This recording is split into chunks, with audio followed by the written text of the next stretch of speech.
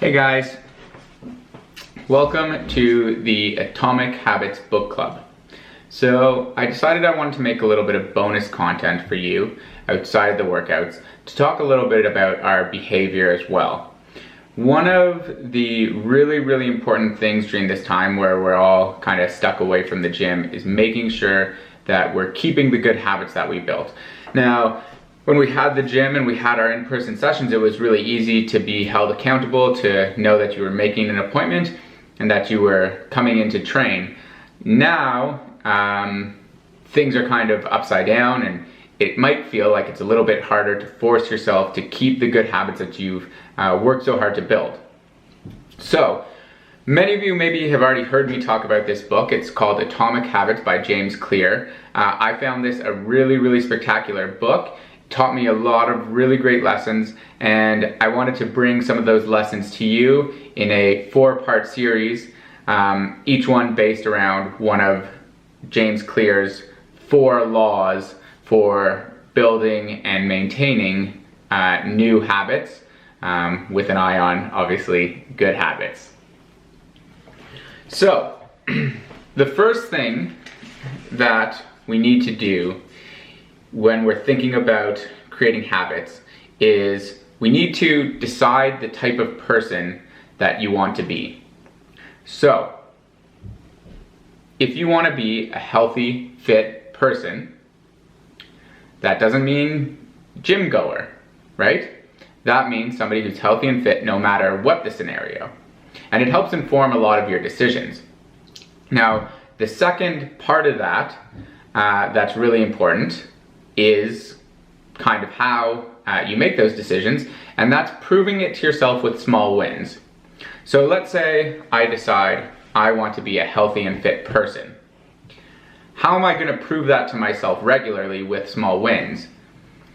Once I can do that, those small wins become my habits, and those habits, again, add an extra point towards being the person I want to be. Hopefully this is all making sense so far. So I'm going to get into the 4 laws that James Clear talks about in his book Atomic Habits.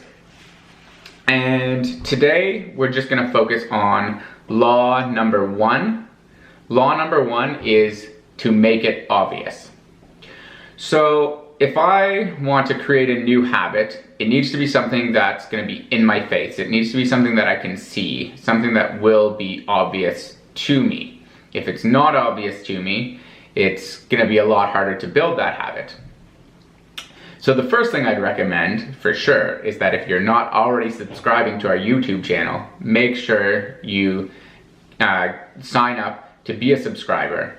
Once you're a subscriber, you'll automatically get an email every single day when we post the new videos, and it won't just be the one that I send you or Teresa sends you, but you'll get notifications the moment they go up, and that's going to be one way that you can make things more obvious, and something that you can do in just one step. You sign up, and all of a sudden, every single day, it's in your face that a new workout is up. So that's the first step. But how else can we make things more obvious? Well, I'm going to relay a little story to you that was in the Atomic Habits book. So, in 2001, some researchers in Great Britain worked with 248 people to build better exercise habits over a course of 2 weeks. So it was a pretty short study. Now, they divided these people into 3 different groups. Group 1 was asked to track how often they exercised. That's all. Those were all the instructions they were given.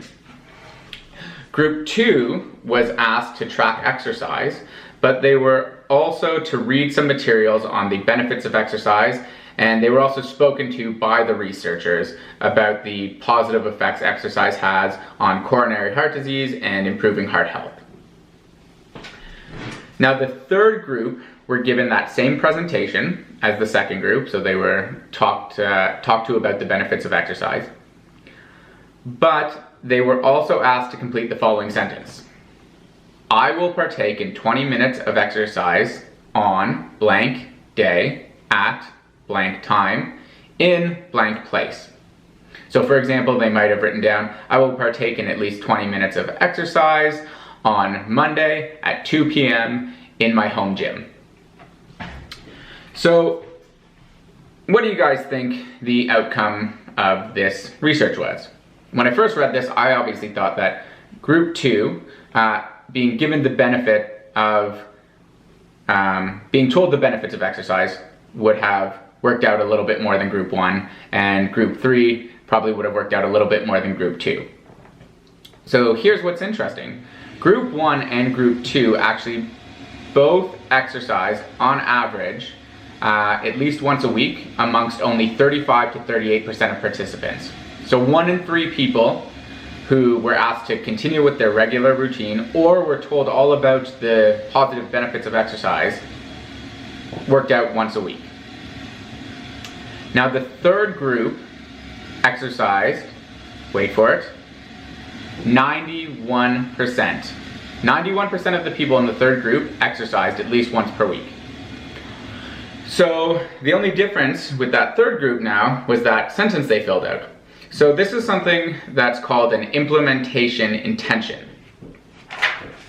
This is something we can apply to our own habits.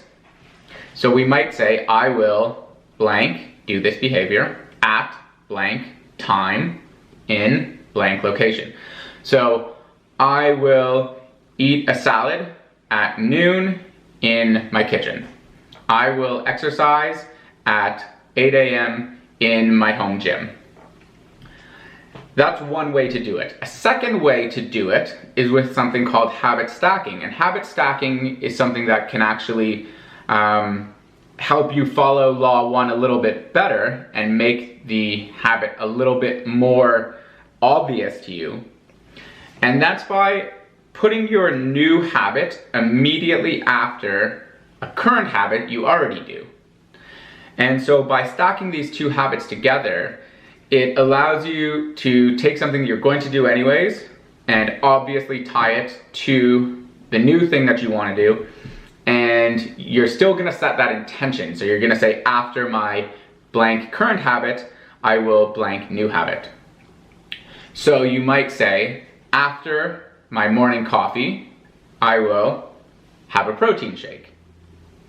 Or after I make a number of sales calls for the day, say after I make 10 sales calls, I will stand up from my desk and stretch. So these are good ways that you can start building new habits into your current routine and adding in good habits, or just setting out that intention to make sure you're still keeping up the good habits that you've built by coming to the gym, but not necessarily falling behind now that the gym is, for the time being, out of the picture. Hopefully this helped, and hopefully you enjoyed that. Tomorrow I'm going to be posting another video on Law number 2, which is make it attractive. So I'll see you guys then for Law number 2.